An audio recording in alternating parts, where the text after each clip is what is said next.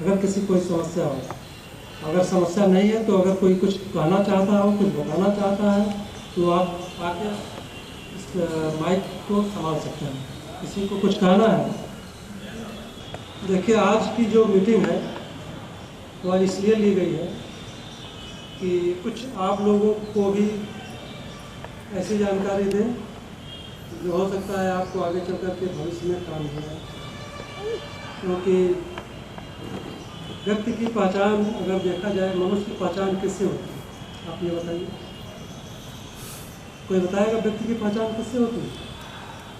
व्यक्ति की पहचान जो है वो उसके गुणों से होती है, उसके आचरण से होती है, उसके कर्म से होती है और उसके व्यवहार से होती है। लेकिन वर्दी के नौकरी में हमारी पहचान किससे होती है? प्रथम दृष्टया हमारी पहचान वर्दी की नौकरी में किससे हो रही है?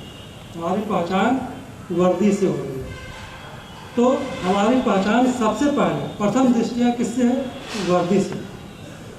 तो जब भी कहीं आप निकलते हैं, वर्दी धारक जो निकलता है, चाहे आप हो चाहे हम, तो जब आप निकलते हैं तो बाहर आपकी पहचान बनती है कि आप किसी पुलिस विभाग में या आप जेल विभाग में। अब दोनों की वर्दी समान है। अब दोनों की वर्दी समान होने के कारण कोई भी व्यक्ति जब आपको देखेगा तो यही समझेगा कि आप पुलिस विभाग में, ठीक, जेल विभाग में। तो इस जेल विभाग में है या पुलिस विभाग में है, लेकिन वर्दी की अगर नौकरी कर रहे हैं तो वर्दी के अपने गुण होते हैं और साथ ही वर्दी के अपने अवगुण भी होते हैं। अगर हम गुण देखें तो वर्दी की नौकरी में गुण बहुत ज़्यादा है। इतने गुण हैं कि आप विश्वास नहीं करेंगे वर्दी की नौकरी में। और जैसे आप गिनते जाइए, इसके अंदर जो है जो गुण होने चाहिए: अनुशासन, ईमानदारी, निष्ठा, त्याग, विनम्रता, सहनशीलता, साहस, सूझबूझ, सेवा, संयम। इतने सारे गुण जो है वर्दी की नौकरी जो धारण करते हैं, जो वर्दी की नौकरी करते हैं, वर्दी धारण करते हैं, उनमें इतने गुण होने चाहिए। और इन सब गुणों में सबसे महत्वपूर्ण गुण जो है वह है सेवा का। सेवा का गुण जो है सबसे महत्वपूर्ण है, लेकिन सेवा का गुण जो है लोग भूलते जा रहे हैं। और वर्दी के माध्यम से लोग आज जो है अपनी पहचान और अपना प्रभाव बनाने में लगे हैं। वो ये सोचते हैं, जो लोग वर्दी धारण किए हैं वो लोग सोचते हैं कि वर्दी अगर हम धारण कर लिए तो वर्दी का मतलब क्या है? धौंस। वर्दी का मतलब क्या है? रोग। वर्दी का मतलब क्या है? प्रभाव। और ये उसी में जीते जा रहे हैं। तो अगर कोई व्यक्ति वर्दी वाला अगर इस प्रभाव में जी रहा है, इस रोग में जी रहा है कि वर्दी का मतलब जो है एक तरह से धौंस है, प्रभाव है या रुआब है, तो वो जितनी जल्दी हो उसको अपने मन से इस विचार को निकाल देना चाहिए, क्योंकि यही उसके अवगुण है।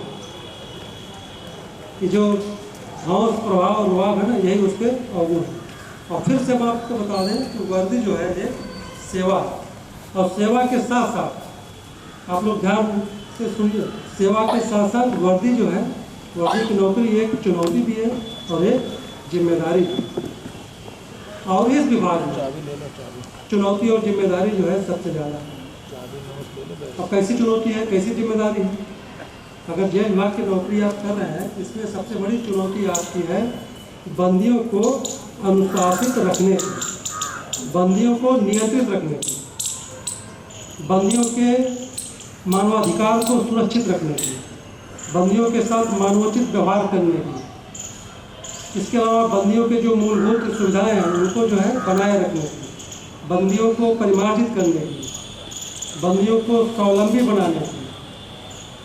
और इसके अलावा सबसे महत्वपूर्ण कार्य, जो उद्दंड स्वभाव के बंदी हैं उनको बड़े सूझबूझ के साथ नियंत्रित करने की, उनको अनुशासन में लाने की। क्योंकि यहाँ पे हमारा जो है 3 रोल है। हम यहाँ पे चौकीदारी भी करते हैं, बंदियों को सुरक्षित रखते भी हैं, और चौकीदारी के साथ साथ हम एक संरक्षक के तौर पे भी हैं, उनको सही ढंग से रखना। और इसके अलावा हमें उनके सुधार के लिए भी काम करना है। उनको सुधार के रास्ते पर भी लाना है। तो ये भी हमारी जो है जिम्मेदारी है। तो एक वर्दी वाली नौकरी में जेल अधिकारी, जेल कर्मचारी का यह दायित्व है कि वह जो है चौकीदारी की भूमिका में भी है, वह जो है संरक्षक की भी भूमिका में है, और वह जो है सुधारक की भूमिका में है। और इसी उद्देश्य से, इसी आधार पर आप लोग को जो है प्रशिक्षण भी दिया गया है, हम लोग को भी प्रशिक्षण दिया गया इसी आधार पर। और प्रशिक्षण के माध्यम से हम लोग को ये बताया गया है कि कैसे जो है हम सामान्य मानवीय पर, या कह लीजिए कि जो हमारे बंदी भाई हैं उन पर कैसे हम उनको अनुशासित रखें, उसके लिए मानवाधिकार, उसके लिए जो है नैतिक प्रबंधन, उसके अलावा नेतृत्व प्रबंधन, ये सब की जानकारी हमें दी जाती है। मनुष्यों की ट्रेनिंग दी जाती है कि इसके कई तरह के पहलू हैं, उससे जानकारी दी जाती है। तो यहाँ पे जो है सबसे महत्वपूर्ण चीज़ है कि आप किसी बंदी को कैसे जो है नियंत्रित करें। आपको किसी बंदी को नियंत्रण करने से पहले उसका टेम्परामेंट देखना होगा, उसका एटीट्यूड देखना होगा, उसका मन और मिजाज देखना होगा, उसके व्यवहार को रीड करना पड़ेगा। इन सब को रीड करने के बाद ही आप किसी बंदी को नियंत्रित कर सकते हैं।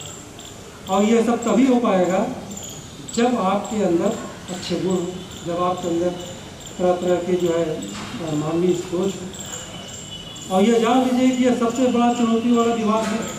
यहाँ पे आपको एक से एक खतरनाक बंदी मिलेंगे, और खतरनाक बंदी के साथ साथ जो है कुंठित बंदी मिलेंगे, कुंठित के अलावा आपको तनावग्रस्त मिलेंगे, कठोर बंदी मिलेंगे, अवसादग्रस्त बंदी मिलेंगे, पागल मिलेंगे।